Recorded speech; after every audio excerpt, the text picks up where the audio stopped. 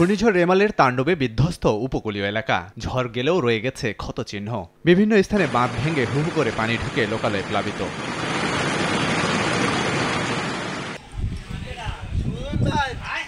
শক্তির বিচারে না হলেও চরিত্রের দিক থেকে ঘূর্ণিঝড় রেমালের ব্যতিক্রমী আচরণ দেখা যায়। ধীরগতিতে স্থলভাগে এগিয়ে আসার পর ব্যাপক শক্তি সঞ্চয় করে তাণ্ডব চালায়, যার প্রভাব দুদিনেও কাটেনি। রেমালের আগ্রাসনে সারা দেশে ঝড়ো হাওয়ার সঙ্গে হয় রেকর্ড পরিমাণ বৃষ্টিপাত। ঝড়ের পানি লোকালয়ে ঢুকে নিম্নাঞ্চল প্লাবিত, পানিবন্দী হাজার হাজার বাসিন্দা। সব বন্যায় ভাঙ্গে চুরে সব একাকার হয়ে গেছে, কিছুই নাই। বাড়ি ঘর সব ভেঙে চুরে শেষ হয়ে গেছে, কিছুই নেই, এখন পানিবন্দী আমরা। চিংড়ি মাছ, বাগদা, আপনার কাঁকড়া, যে সমস্ত গের ভেড়ি ছিল, এসে মাছ আছে, এই পরিমাণ মাছ ছিল, এই মাছ সব নদীতে চলে গেছে, মানে লক্ষ লক্ষ টাকা।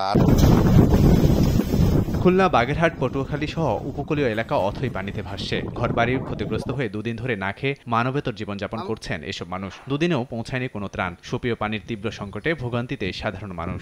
জয় ব্রাইট লক টেকনোলজি সাধারণ পাউডারের তুলনায় দেয় দ্বিগুণ উজ্জ্বলতা। রিন অ্যাডভান্সড দেয় দ্বিগুণ উজ্জ্বলতা। কবুতর, ছাগল, মানে আমাদের হাঁস মুরগি মানে কিচ্ছু নাই, একদম সব শেষ। রাস্তাঘাট নাই, কিছু নাই, আমরা তো পানির উপরে ভাসি সব সময়।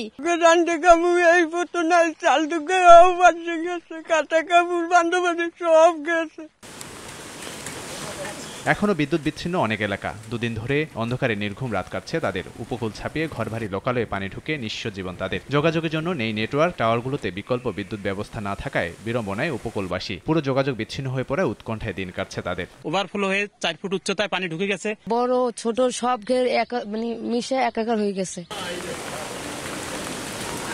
ঘূর্ণিঝড় রেমালের আঘাতে ব্যাপক ক্ষয়ক্ষতি হয়েছে। ভেঙে দিয়েছে কৃষকের মেরুদণ্ড। মৎস্য সম্পদ খাতে প্রায় 700 কোটি টাকার ক্ষয়ক্ষতি হয়েছে। এর মধ্যে উপকূলে 13টি জেলার প্রায় 41,000 মাছের ঘের, 26,300টি পুকুর, 4,000 কাঁকড়ার ঘের ক্ষতিগ্রস্ত হয়েছে বলে জানায় মৎস্য অধিদপ্তর। এছাড়াও প্রাণী সম্পদ খাতে প্রায় 1,41 লাখ টাকার ক্ষতি হয়েছে। খামার ক্ষতিগ্রস্ত হওয়ার পাশাপাশি বেশ কিছু ছাগল, ভেড়া, হাঁস মুরগি মারা গেছে ঘূর্ণিঝড়ে।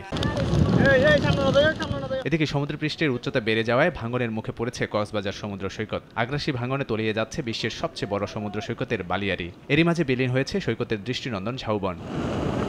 লাপিফ হাসান, সময় সংবাদ।